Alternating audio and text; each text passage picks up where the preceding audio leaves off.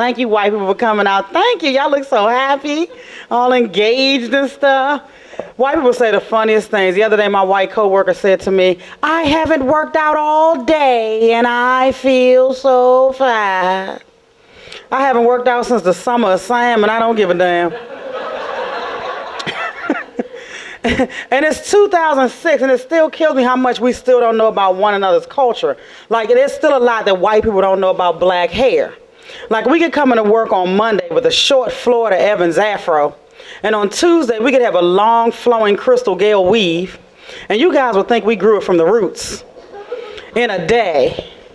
Oh my God, your hair is so pretty. What are you using? Pantene? No, honey, super glue.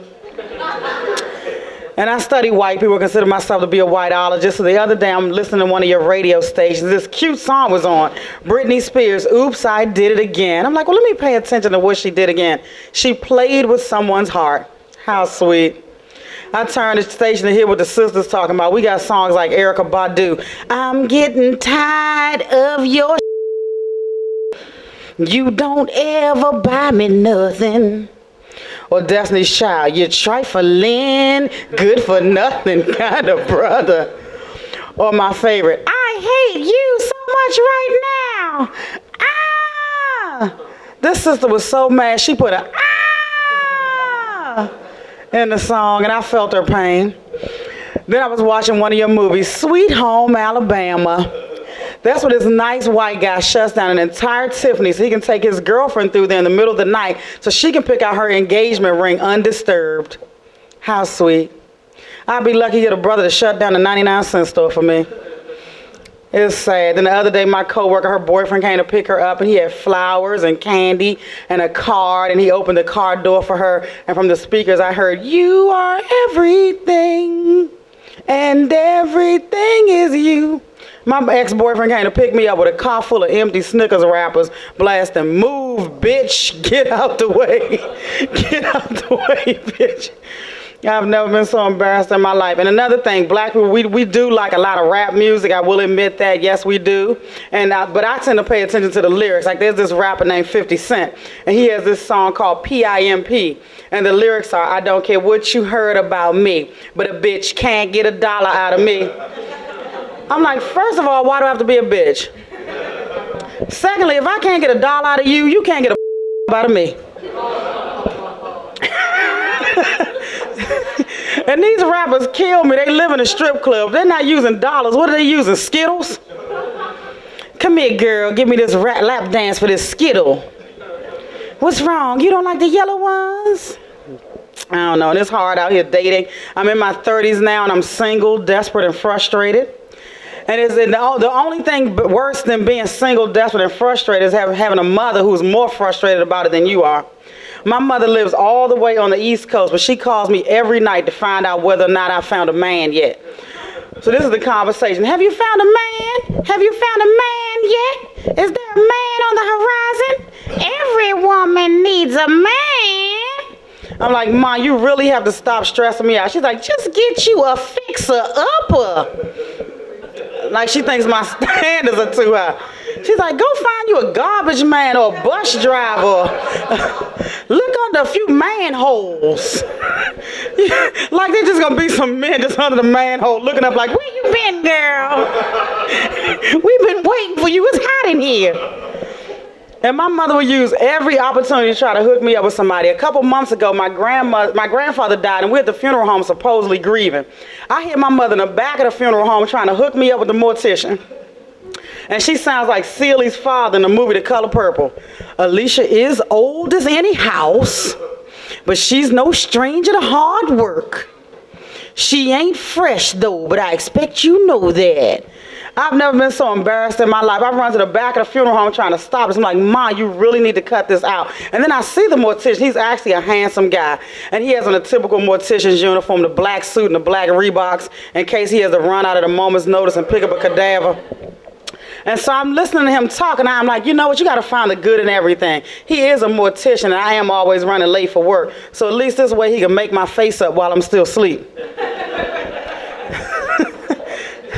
Then my best friend's getting married, and my mother's just tripping out all through the wedding, and now it's time to catch the bouquet. She has me huddled in the back of the room. She's pulled out a chalkboard, and she's drawing X's and O's like Phil Jackson during a timeout. Talking about, if you don't catch this bouquet, I'ma alley-oop it to you. We gonna double your chances of getting this. And she's like, you gotta watch out for the one in the taffeta. She's making signals with the bride. I might have to set a pic. And I realized all this hysteria on my mother's part is because she thinks I'm a lesbian. Because if you're in your 30s and you show up to same, family functions over and over again with the same female friend, you start to hear the whispers. It's like, dyke. Dyke. I'm like, you really need to learn how to whisper, Grandma. This is some.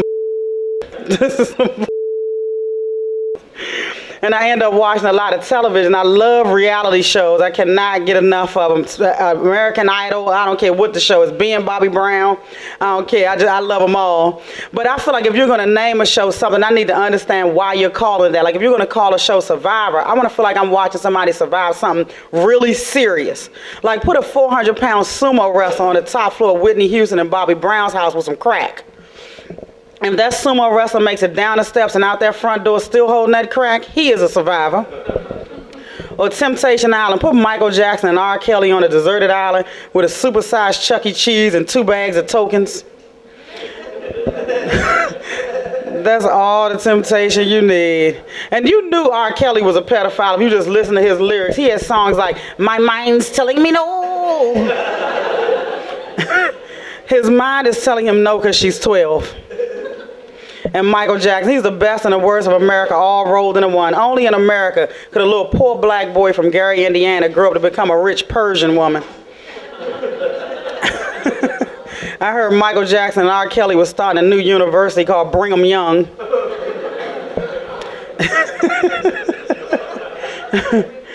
And like I said, I watch a lot of TV. I'm still cracking up at how the media reports white on white crime differently than black on black crime. Like a couple months ago, we all know our Vice President, Dick Cheney, accidentally shot one of his friends while on a hunting expedition. I'm like, isn't this the man who has like a heart attack every hour?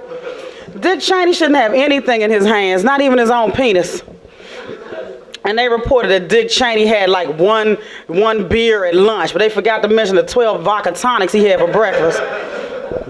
And then the media got a hold of this, and they used colorful language when it's white on white crime. They were like, Dick Cheney peppered him with pellets. And I was like, what the hell are they talking about? Peppered him with pellets? Now y'all know if Jesse Jackson and Al Sharpton went hunting together, and Jesse accidentally shot Al, that report would have been totally different. It would have been like, Jesse straight emptied the clip on Al's big ass. Damn man shot his perm off.